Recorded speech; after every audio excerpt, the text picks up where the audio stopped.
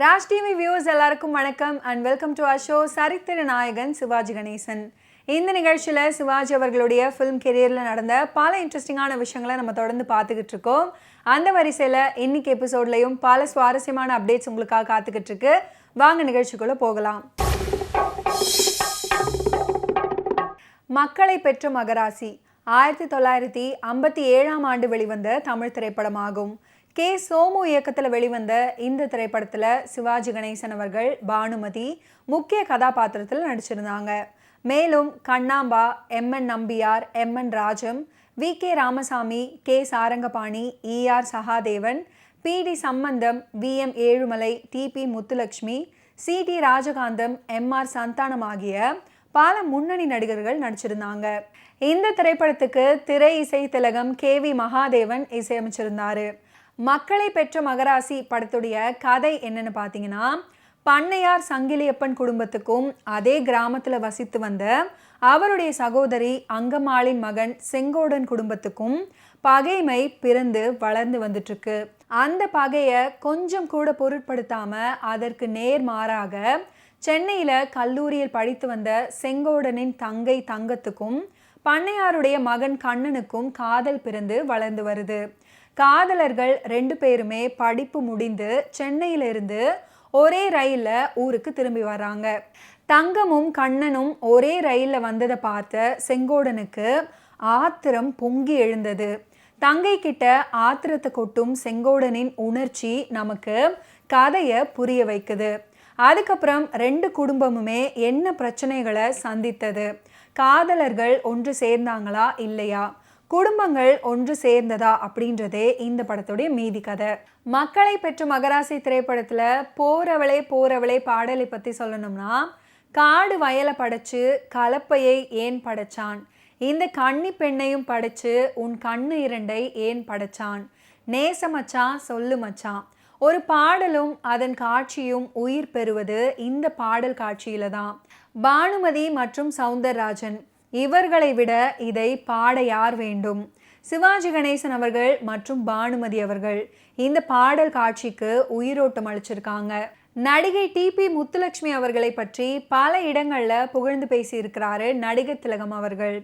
அகண்ட முகம், சில நேரங்களில் மருட்சியும் மகிழ்ச்சியும் சேர்ந்து பார்க்கும் கண்கள், அதில் அலட்சியம் தொக்கி நிற்கும் சிரிப்பு, நளினம் பற்றியெல்லாம் கொஞ்சமும் கவலை கொள்ளாத அசட்டையாக நடை, வில்லத்தனம் சில நேரங்களில் எட்டி பார்த்தாலும் பல நேரங்களில் அசட்டுத்தனமும் மரியாதையும் அறியாமையும் வெளிப்படும் விதமான பாத்திரங்களை தாங்கி அதை வெற்றிகரமாக வெளிப்படுத்தி ரசிகர்களை மனம் விட்டு சிரிக்க வைக்கும் நடிப்பு, இந்த ஒட்டுமொத்த கலவையின் மறுபெயராய் விளங்கியவர் தான் நகைச்சுவை நடிகை டி.பி. முத்துலட்சுமி அவர்கள்.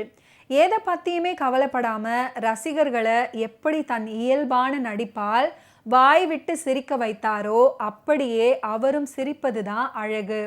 ஏறத்தாழ 300 படங்களுக்கு மேலே நடித்ததுக்கு அப்புறம் அதே எளிமையின் மாறாத தோற்றம்.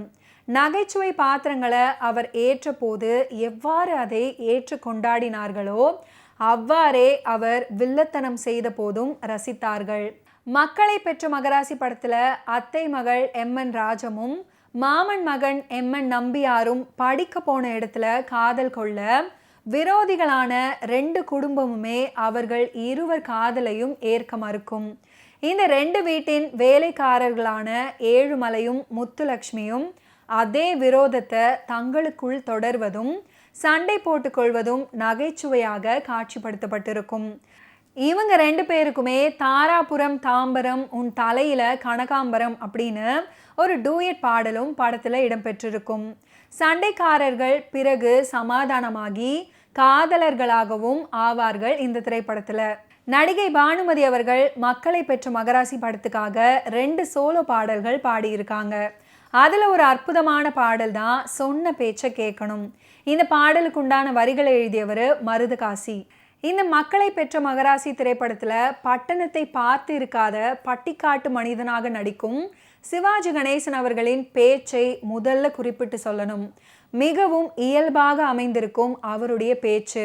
அதுலேயுமே இன்னொரு விசேஷம் என்னன்னு பார்த்தீங்கன்னா, இந்த படத்துல அவருக்கு கொடுக்கப்பட்டிருக்கும் வசனங்கள் எல்லாமே அவர் இதுவரையில் நடித்திருந்த மற்ற படங்களை காட்டிலும் மிகவும் குறைவு அப்படின்னே சொல்லலாம். எதுகை மோனை, அடுக்கு தொடர் முதலிய அலங்காரங்கள் எதுவுமே இல்லாம அவர் பேச்சு இந்த படத்துல யதார்த்தமாக அமைஞ்சிருக்கும்.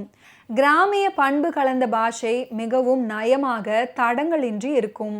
தங்கைக்கு களங்கம் கற்பித்து தாயாரிடம் பேசும் கட்டத்துல செங்கோடன் அவர்களுடைய தாயார் கோபத்துல சிவாஜி அவர்களை அரைஞ்சிடுவாங்க.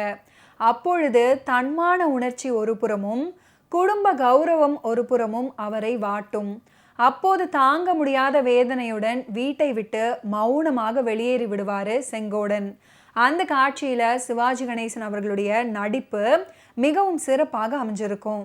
ஓகே வியூவர்ஸ், இன்னைக்கு நிகழ்ச்சியில நடிகர் திலகம் சிவாஜி கணேசன் அவர்களுடைய ஃபிலிம் கெரியரில் நடந்த பல இன்ட்ரெஸ்டிங்கான விஷயங்களை நீங்கள் பார்த்து தெரிஞ்சிருப்பீங்க. மீண்டும் அடுத்தடுத்த எபிசோட்ஸில் சந்திப்போம். நன்றி, வணக்கம்.